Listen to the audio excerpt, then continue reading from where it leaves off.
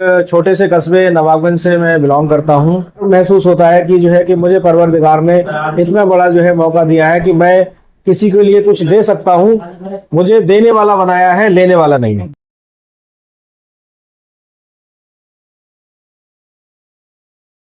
स्वागत है आपका स्टार न्यूज भारत में। मैं हूं आपके साथ परवेज इंसानी और दोस्तों आप देख रहे हैं हमारा खास प्रोग्राम स्टार शख्सियत।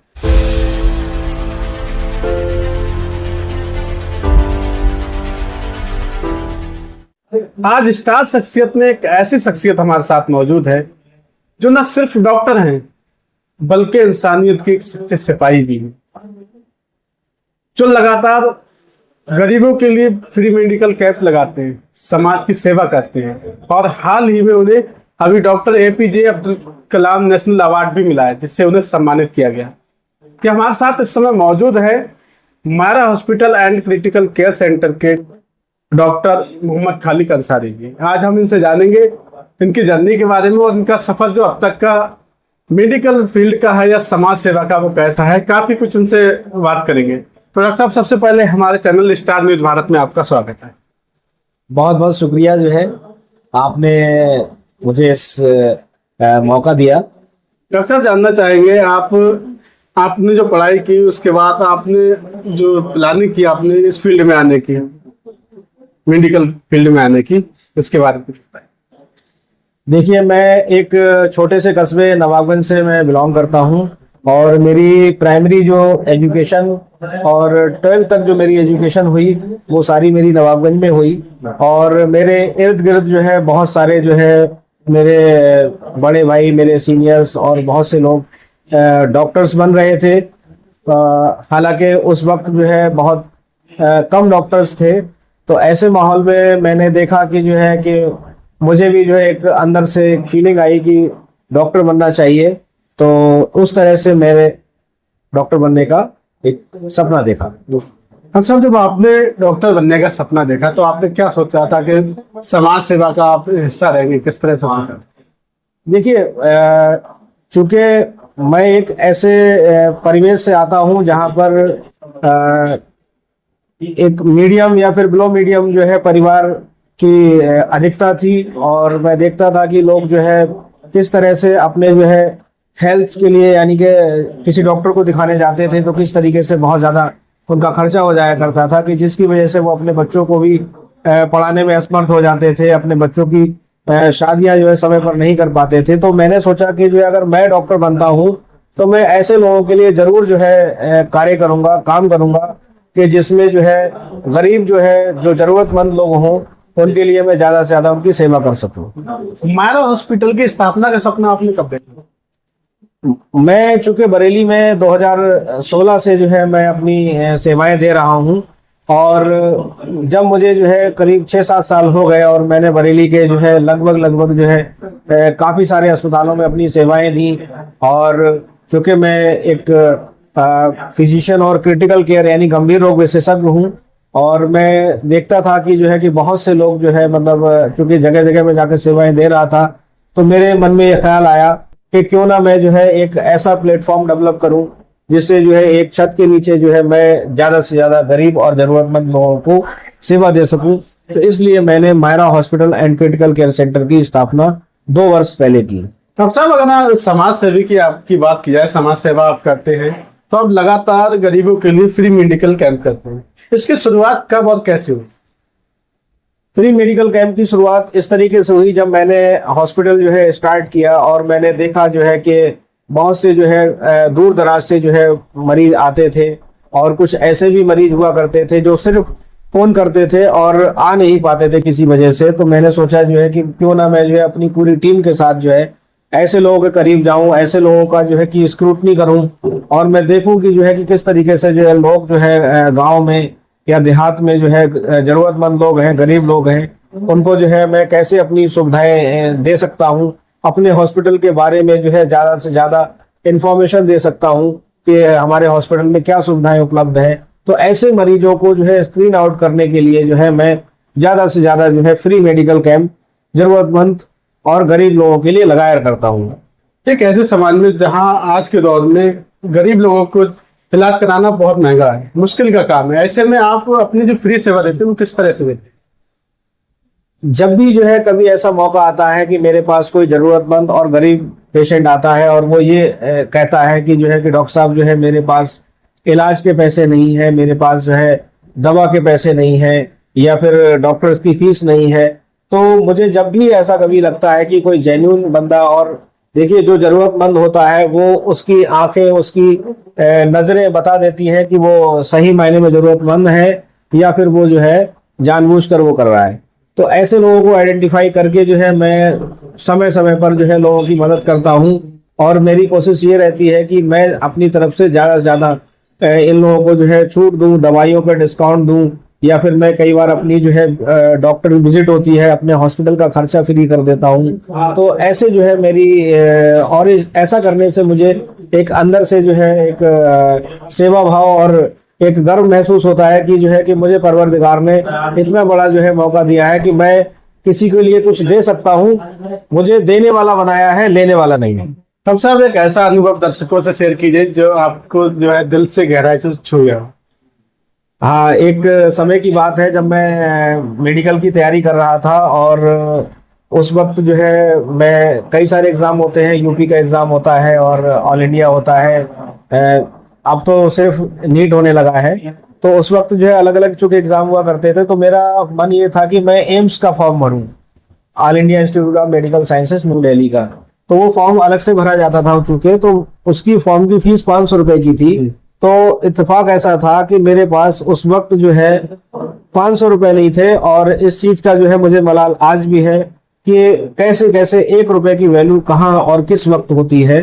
तो ये मेरे लिए बहुत इंपॉर्टेंट चीज थी। जब भी मैं जो है कभी कोई मेरे पास आता है, वो ये कहता है कि डॉक्टर साहब मेरे पास 100 रुपए नहीं है, 200 रुपए नहीं है, तो हो सकता है, क्योंकि मैंने इस अनुभव को महसूस किया है, तो हो सकता है कि वो व्यक्ति सच बोल रहा हो और वास्तव में उसके पास पैसे ना हो। तो ऐसे व्यक्ति की मदद करने में मुझे बहुत खुशी होती है। गरीबी आपने जो है बिल्कुल करीब से देखी, जिसे गरीब जी जी। डॉक्टर साहब, सरकार और समाज मिलकर कैसे हेल्थ सेंटर को मजबूत कर सकते हैं? देखिए, हमारे भारत सरकार ने जो है एक बहुत अच्छी स्कीम जो है आयुष्मान भारत योजना, प्रधानमंत्री जन आरोग्य योजना करके जो है चलाई है। इस योजना के तहत जो है बहुत से जो है ऑपरेशन जो है कवर है, इसमें बहुत सी बीमारियों के इलाज कवर है। तो ऐसे में जो है आजकल जो है सभी अस्पतालों में, हमारे अस्पतालों में भी जो है प्रधानमंत्री जन आरोग्य योजना के अंतर्गत फ्री इलाज हो रहा है। और मैं कहता हूं कि ज़्यादा से ज़्यादा जो गरीब और ज़रूरतमंद लोग हैं वो इस योजना का ज़्यादा से ज़्यादा फायदा उठाएं, और ये भारत सरकार का बहुत ही बेहतरीन कदम है। खालिद साहब, हाल ही में आपको doctor APJ Abdul Kalam national award से सम्मानित किया गया था। ये पल आपके लिए कैसा रहा और इसका श्रेय आप किसे देना चाहते हैं? देखिए, ये एपीजे अब्दुल कलाम भारत रत्न अवार्ड 2025 जो है, जब मैं इस प्रोग्राम में शामिल हुआ तो मैंने वहां देखा कि जो है हमारे पूरे भारत से जो है बड़ी बड़ी हस्तियां शामिल हुई। ऐसी ऐसी हस्तियां जो समाज के लिए जो है बहुत बेहतरीन काम कर रही हैं, हमसे बेहतर काम कर रही हैं। तो ऐसे लोगों के साथ जब मेरा बैठना हुआ तो मुझे लगा कि मैं शायद उसमें बहुत थोड़ा कर रहा हूं। तो मैं वहां से एक चेतना लेकर आया कि मैं इस तरीके का एक प्रोग्राम, बड़ा प्रोग्राम अपने बरेली के स्तर पर करूंगा। और जो ये अवार्ड मुझे मिला है, इसका श्रेय मैं सबसे पहले अपने जो है पेरेंट्स को दूंगा, अपने भाई बहनों को दूंगा, अपने परिवार के सदस्यों को दूंगा। उसके बाद फिर मैं अपने दोस्तों को जो है, मेरे गुरुजनों को दूंगा मैं इसका अवार्ड। क्योंकि आज मैं जिस काबिल जो है ये बना हूं, ये सब आप सबकी दुआओं का नतीजा है, आप सबके सहयोग का नतीजा है कि आज मैं जो है एक डॉक्टर की हैसियत से जो है मैं एक समाज सेवा दे रहा हूं। डॉक्टर साहब, डॉक्टर एपीजे अब्दुल कलाम जैसी शख्सियत से जैसा अवार्ड मिलना, किस तरह से प्रेरणा आपको मिलती है आपके मिशन को आगे बढ़ाने के लिए? देखिए, डॉक्टर एपीजे अब्दुल कलाम साहब भारत के जो है पूर्व राष्ट्रपति रहे, और उनकी जो है जो जर्नी थी वो एक बहुत ही प्रेरणादायक जर्नी रही है। और वो एक अधिकतम जो है यानी कि सफलता के अधिकतम लेवल तक गए, और उन्होंने हमारे भारत सरकार को जो है इतनी इतनी बड़ी जो है मतलब कहना चाहिए मिसाइलें दी। ठीक है, तो ऐसे शख्स के साथ नाम जोड़ना जो है अपने आप में एक बहुत ही जो है फख्र की बात है, बहुत गौरव की बात है।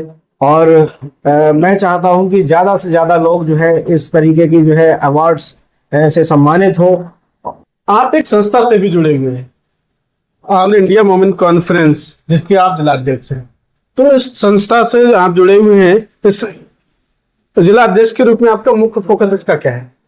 देखिए, ऑल इंडिया वुमेन कॉन्फ्रेंस जो है ये बहुत पुराना संगठन है और ये 1928 का संगठन है, जिसमें जो है जब ये बनाया गया था तो इस संगठन का जो उद्देश्य मैं आप सभी को बता दूं, जब भारत विभाजन की बात आई थी तो उस वक्त जो है इस संगठन ने टू नेशन थ्योरी को बिल्कुल नकार दिया था। और इस संगठन के जरिए जो है ये कहा गया था कि हम कभी नहीं चाहते कि भारत का बंटवारा हो, हम सब जो है इस भारत में रहना चाहते हैं, हमारी इस मिट्टी में खून हमारे पूर्वजों का है, तो हम यहाँ से कहीं नहीं जाएंगे।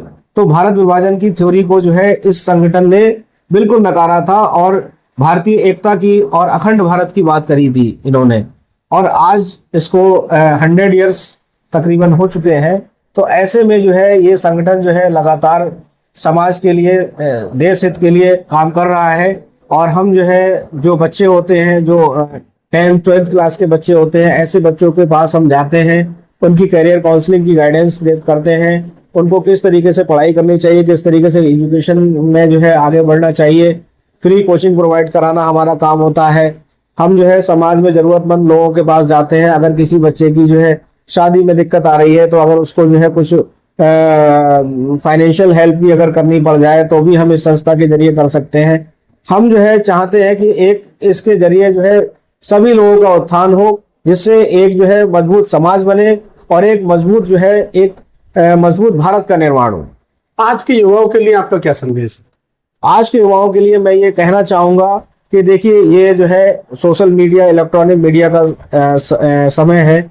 ऐसे में जो है आप अपने समय को जो है ज़्यादा से ज़्यादा जो है जो कि बच्चे जो 10th और 12th क्लास के हैं, इन बच्चों को जो है सोशल मीडिया पे, इलेक्ट्रॉनिक मीडिया पे, व्हाट्सएप, फेसबुक पर समय ना बिता करके अपनी जो है बुक्स, जो अपनी किताबें हैं, उन पर फोकस करें, अपने कैरियर पर फोकस करें। क्योंकि ये समय अगर एक बार निकल गया तो फिर ये समय दोबारा जो है वापस आने का नहीं है।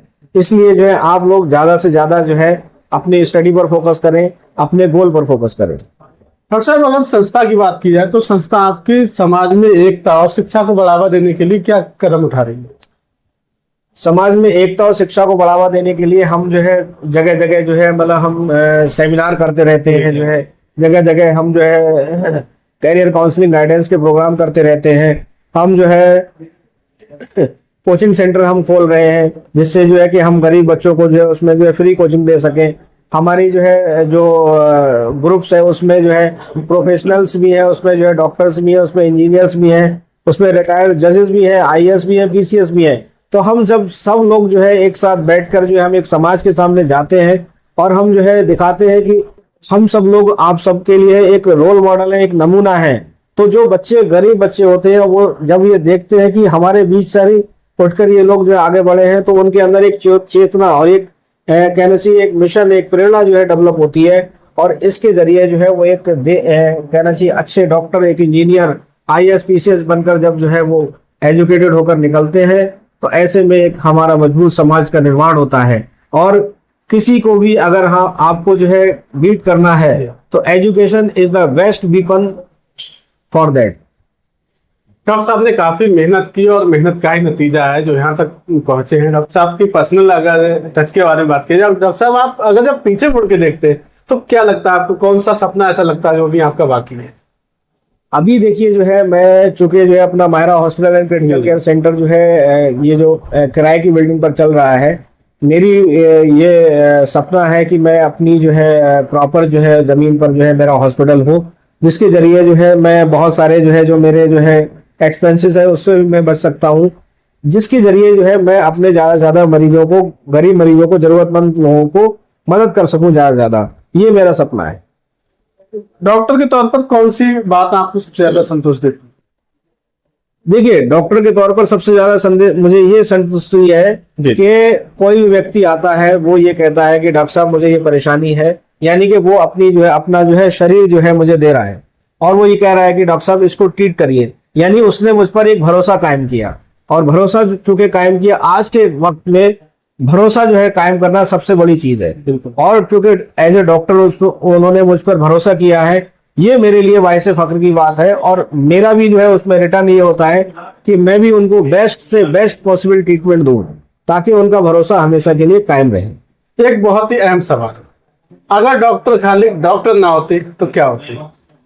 देखिए, ये सवाल जो है मुझसे जो है बहुत लोगों ने पूछा भी, और कई बार जो है इस पर चर्चा भी हुई है। तो देखिए, मैं जब 10th क्लास में था और मैंने जब 10th बोर्ड का एग्जाम दिया, उसका जब रिजल्ट आया तो मैंने देखा जो है कि मेरे मैथमेटिक्स में जो मार्क्स थे वो मेरे जो है बहुत अच्छे थे, अराउंड 90% के आसपास थे। और मेरे जो बायो में मार्क्स थे वो करीब जो है 75-76% के आसपास मार्क्स थे।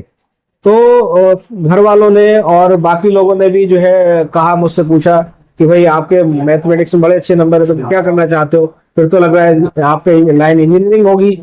मेरे जो सर थे, रवि सर हैं अभी जो है नवाबगंज में, तो उनका भी ये कहना था कि जो है कि मैथमेटिक्स की जो है आप चुके जो है बढ़िया है, तो आप ऐसा कर लो कि। तो मैंने कहा जो है सर देखिए, जो है चूंकि मेरे इर्द गिर्द जो है बहुत सारे डॉक्टर्स हैं, तो मेरा एक सपना, मुझे ये लगता है कि यार मैं डॉक्टर बनूं, तो मैं आज डॉक्टर बन गया। अदरवाइज अगर मैंने जो है अपने उन लोगों की जो मुझे मैथमेटिक्स के लिए प्रेरित कर रहे थे, अगर मैंने उनकी बात मानी होती, और चूंकि मेरी मैथमेटिक्स थी भी अच्छी, तो शायद मैं हो सकता है कि मैं एक इंजीनियर होता। तो कहीं ना कहीं इंजीनियर का सपना आपका अधूरा रह गया, कह सकते। लेकिन देखिए, डॉक्टर और इंजीनियर एक साथ तो नहीं हो सकते, वो दोनों अलग अलग स्ट्रीम है। ठीक है, मैं एज ए डॉक्टर भी बहुत हैप्पी हूँ। डॉक्टर साहब, आज के युवा डॉक्टर हैं, उनके लिए क्या संदेश है आपका? मैं आज के युवा डॉक्टर्स के लिए देखिए ये संदेश देना चाहता हूं कि जब भी कोई जो है पेशेंट आपके पास आता है, तो सबसे पहले जो है आपका बिहेवियर, आप किस तरीके से पेशेंट से बात करते हैं, वो सबसे ज्यादा मायने रखता है। दूसरा होता है फिर ट्रस्ट, भरोसा कायम करना। ट्रस्ट कैसे आता है? ट्रस्ट ऐसे आता है कि जब उसने अपनी आपको कोई प्रॉब्लम्स बताई अपनी, वो आपको उसकी जो है बेसिस पे आपने उसका ट्रीटमेंट शुरू किया, तो ट्रस्ट आएगा जब आप उसकी बेस्ट अपनी नॉलेज से उसको बढ़िया ट्रीटमेंट देंगे। ठीक है, तो आप जब भी कोई पेशेंट देखते हैं तो आप उसका जो है भरोसा कायम रखें, उसका बिहेवियर अच्छा रखें, और अपने जो हॉस्पिटल के एनवायरनमेंट है, आसपास के स्टाफ है, उसको भी जो है आप एक संगठित करके रखें, ताकि जो है वो एक प्रॉपर वे में उसका जो है रेस्पेक्ट रखे। हर व्यक्ति रेस्पेक्ट चाहता है, हम भी चाहते हैं कि हम कहीं जाते हैं तो हमें रेस्पेक्ट मिले। तो इस चीज को अगर आप कायम रखेंगे तो आप बहुत बड़े डॉक्टर बन सकते हो। बहुत बहुत शुक्रिया स्टार न्यूज भारत से बात करने के लिए। धन्यवाद। हमारा hospital and critical care centre के डॉक्टर मोहम्मद खालिक अंसारी, इनसे हमने स्टार शख्सियत में आज उनसे मुलाकात